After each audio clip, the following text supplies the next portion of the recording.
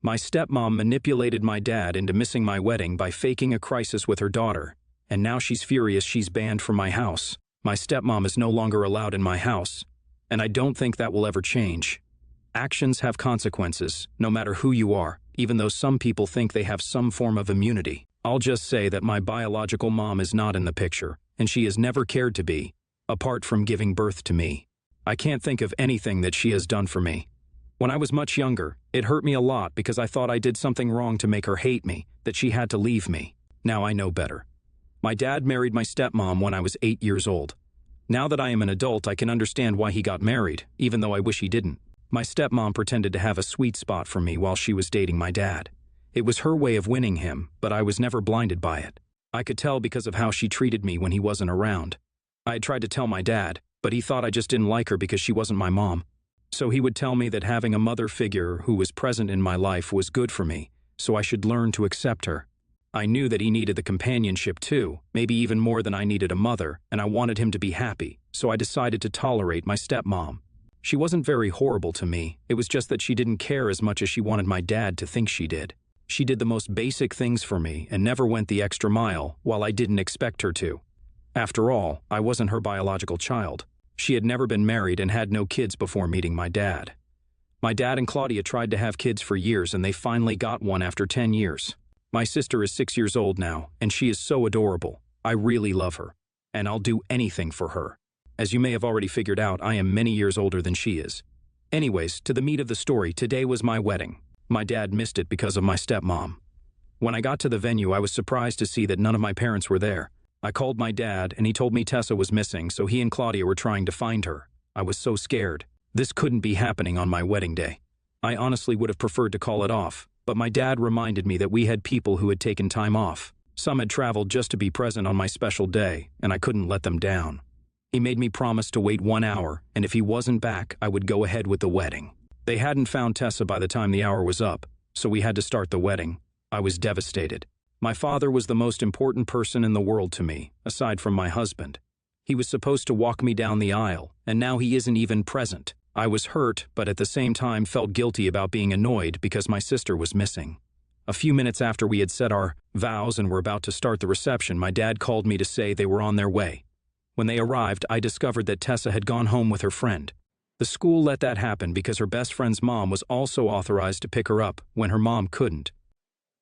Claudia acted like she didn't know, and she was so sorry about everything. I didn't believe her because I knew that something didn't add up.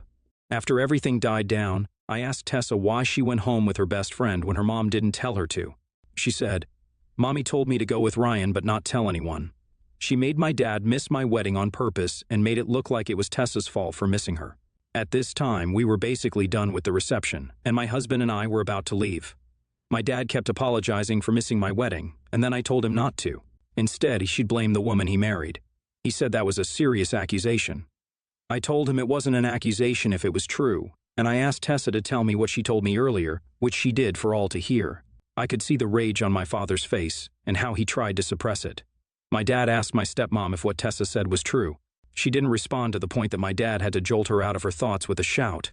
I was shocked to hear all the things she said. She went on about how my dad only cared for me, gave me everything I wanted, and often neglected her and Tessa. She said she wanted the first wedding that my father would be in as the father of the bride and walk down the aisle to be Tessa's wedding and no one else. As far as she was concerned, Tessa was the first and only daughter. She said I had had all the attention all my life, so it was time for Tessa to get some too. She was jealous that my dad would take me down the aisle.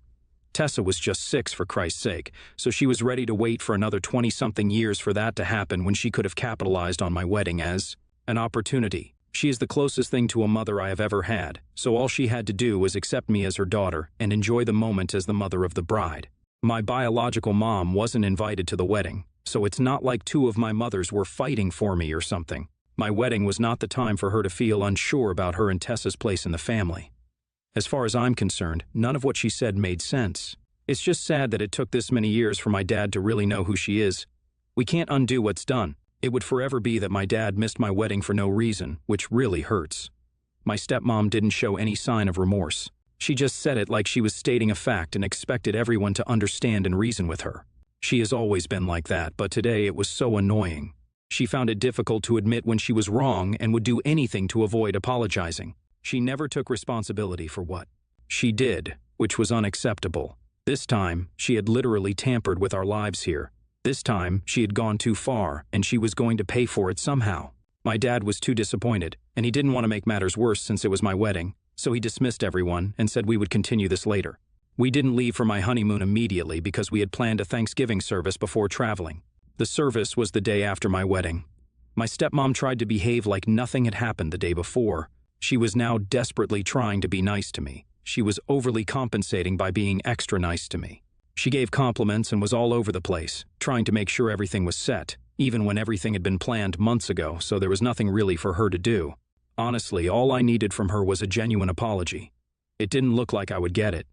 That's why she was doing so much so we could move on. She didn't know that there is no moving on from this.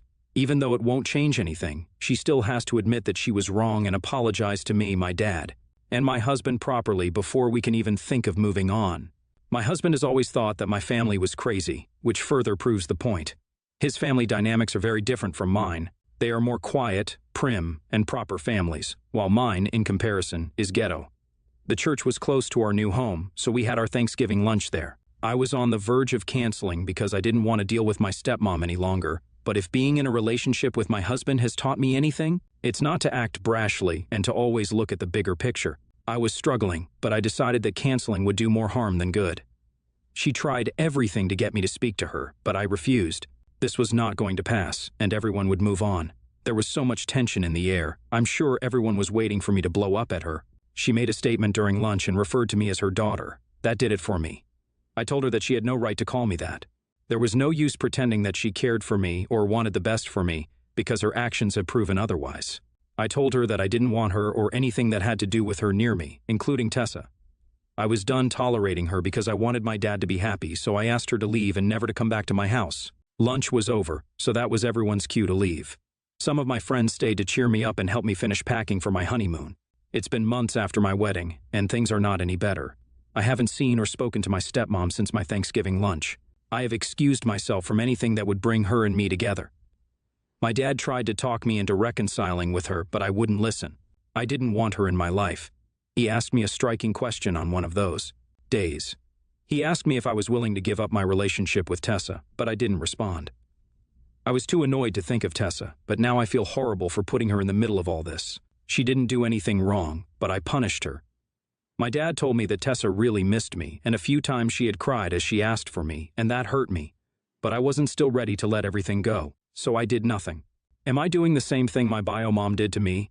Tessa, I know it's not exactly the same, but now I feel guilty. NTA. I think you just need time to let it go, then come back into Tessa's life. I can't imagine what you must feel because your dad missed your wedding. NTA. Your dad could have done more than just shout at her to get the truth. It doesn't seem like he took charge of the situation. He needs to make his wife make amends, even if it's by force. Me and my fiancé have been together for a few years now. She's met my daughter Kylie, 15, and I think they clicked well. However, the issue is I am not okay with her parenting my daughter. I don't want her to dictate or try to parent her. A lot of people may not like that, but this is just what me and my daughter are comfortable with, what I and her have discussed before I engaged and allowed her to move in. This wasn't sprung up on my fiancé either. She was told this way before we got together, dated, or engaged, so this wasn't new. I told her that I get if she doesn't like that. But this is the boundary that I make for me and my daughter. She seemed to be understanding of that when she was told before. Look up nacho parenting if you'd like. Again, I have no issue with someone not liking this, never have been. I have an issue with her randomly having an issue with it, even though she was made aware. She moved in a few months ago. It started off with her taking her to school. I had no intention of her taking my daughter to school or thinking she was going to do this. But she got up 1 hour earlier to bring my daughter to school. Now she ended up going to my daughter and telling her that she wasn't allowed to go out because she has to do her homework. This ended in an argument between them because my daughter was trying to get a word in and she was cutting her off, just saying, "Nope, you can't go out." Once I walked in, I told her that she's not going to a hangout. She's going to a library because of a test she has, and she will study on that in a group her teacher made for her. She looked shocked and said, "Well, she doesn't need to be going out like that anyway. She won't focus in a group." I said that that's not her decision to make. I drove Kylie and came back to my fiancé fuming. She said that I completely embarrassed her and that she's probably not even studying. I was upset and said that again, she has no right to try and dictate what my daughter does, and if there is such a serious concern, come to me about it. But she doesn't get to argue with my kid like that. She said, oh well, I can drop her off and pick her up from school and do all the inconvenient things, but when it comes to discipline, I can't. I said no, and she needed to stop thinking she can show me she can parent. It's not about being a parent, that wasn't the issue. She was told before this boundary we had, and it's not something she can just slowly break down. I said that she did that by choice and went out of her way to make sure I couldn't say anything until after, and that was her choice. She left, saying she was too mad to talk right now. I feel like I'm being set up in a way. She was told about this, and I don't know why it's being taken as something she can fix over time. NTA. You set a hard and fast boundary, and she violated it, and then violated it again, and then got mad at you for calling her on it. If your fiancé can't get this straight in her head, then you may need to make some hard choices about what kind of future your relationship has. Enormous red flags. She's ignoring your and your Kylie's completely reasonable boundaries, then giving you the silent treatment when you confronted her and also tried to deflect the blame on you, saying you embarrassed her. Completely NTA, but I think you should seriously reconsider your relationship with your fiancé. My take is that she thought that over time, as you grew closer as a family, she would be able to make decisions involving Kylie's parenting. However, this whole situation comes off as super controlling behavior from her part. The age for drinking is 18 here. I work in a club with insane hours, so some of my colleagues and I decided to have a few drinks at my place after work one Saturday morning. There were 4 of us, age 32, 27, 25, and 19. We also watch people get trashed for a living, so it's understood we must know our limits. Nobody was forced to drink anything. We'd all worked 10 hours on our feet, so it was pretty much 4 women seated around the coffee table loaded with whiskey, tequila, gin, and mixers. And Jenny, 19 female, kept pouring out shots while we slowly sipped our drinks. We spoke about the rapid rate of drinking, and everyone agreed they were tired and would Uber home when they were good and drunk. And then the tears started. Jenny sobbed out of happiness, loneliness, and then just drunkenness.